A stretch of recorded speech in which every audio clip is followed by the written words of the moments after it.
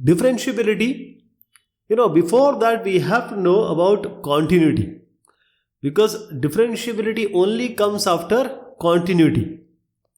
So if a function is differentiable, that means it is continuous. But the inverse is not true, converse is not true. That means if a function is continuous, that doesn't guarantee the function is also differentiable. So if we have a function, we need to check its certain point. Please remember that dy by dx is the differentiability, and we are indeed talking about the rate of change of y with respect to x at that particular instance. That is at that particular point. Because average speed can be computed, constant speed can be computed. What about a particular point? What is the speed? How the y is changing with respect to x? That will be known by the tangent at that point. So if fx is a real valued function, and that is defined in an interval, open interval a comma b. So if we take a point, say any point k or c, and we are interested in finding out whether the function is differentiable at this point c or a k or whichever constant you take. So c is belonging to a comma b. So the fx, the differentiability of fx, that is f dash x, will exist if limit x tends to c, that is the point we are checking.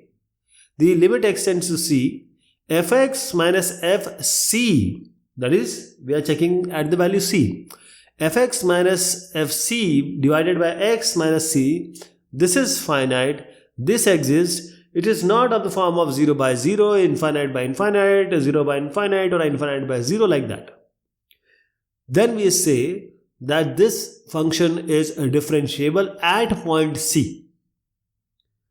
So basically we are interested in what? The tangent. So how to find out? In continuity, what did we do? We just go back a bit, we just move front a bit.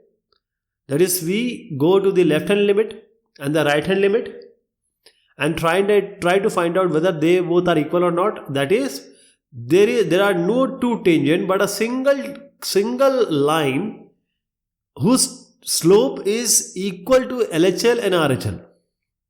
Okay, left hand limit and right hand limit. Same way, the left hand derivative and right hand derivative we are going to compute. That means the left hand derivative has to be equal to right hand derivative. That is, we are interested in just one tangent rather than having chords. And that tangent slope is the differentiation. So we go c minus, we go c plus. That is, just go a bit behind c and go in front of c. So if you are checking at, say, some point c which is in the interval a and b, so c minus and c plus, that is the left hand derivative, we assume it to be, say, c minus h, that is we are going just a bit backward. C plus h, that is we are just moving in front of this c. C can be any value, it is between a and b, you have to check the differentiability at that c.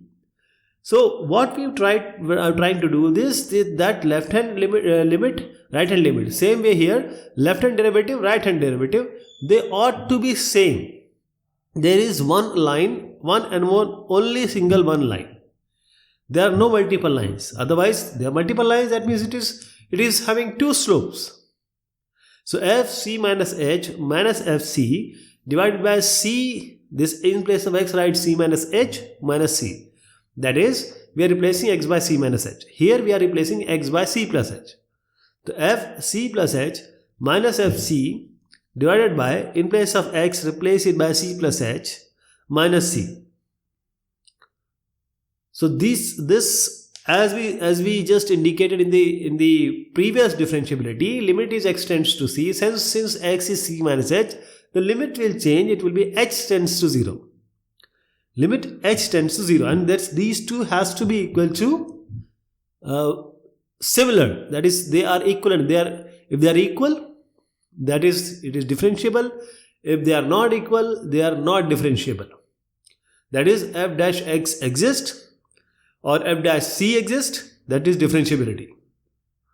So there is one tangent, one slope, one line, any graph, we generally do some two lines, and then we try to make these chords, the points, that the 2 points become 1, and that 2 points can become 1 when we apply the limit, and that if that becomes one line, that is differentiable.